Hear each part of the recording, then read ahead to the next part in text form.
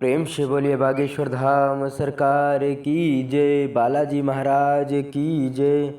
प्यारे भक्तों, चालीसा पढ़ने का भी एक नियम होता है। यदि आप कोई लक्ष्य लेकर चालीसा पढ़ रहे हो तो उसका भी एक नियम है।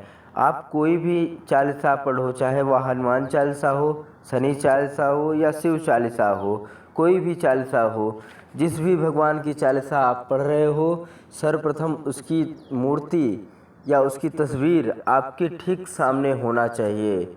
यदि आप हनुमान चालीसा पढ़ रहे हो तो सर्वप्रथम एक आसन लगाएं जिसमें हनुमान जी की फ़ोटो रखें, उसके सामने एक आसन लगाएं जिस पे आप स्वयं बैठ जाएं। उसके बाद घी का दीपक जलाएं।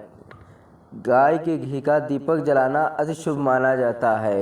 यदि बहुत ज़्यादा संकट है तो आप तिल का दीपक जलाएं, तिल के तेल का दीपक जलाएं तथा एक लोटा जल लें, उसमें एक सिक्का डाल दें और एक लौंग भी डाल दें। लौंग डालने के बाद प्लेट से ढककर उसे हनुमान जी की तस्वीर के बगल में रख दें। यदि दिमाग काम नहीं कर रहा है, बनते काम भी बिगड़ जा रहे हैं, आप बहुत ज़्यादा परेशानी में हैं, तो प्रतिदिन 3 पाठ करें। यह नियम लगातार 11 दिन तक करना है आपको। जिस समय पर आप हनुमान चालीसा पढ़ रहे हो उसी समय पर रोज़ाना अर्थात डेली पढ़ना होगा।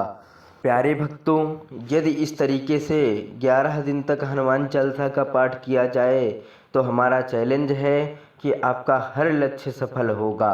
तो प्रेम से बोलिए बालाजी महाराज की जय, बागेश्वर धाम सरकार की जय।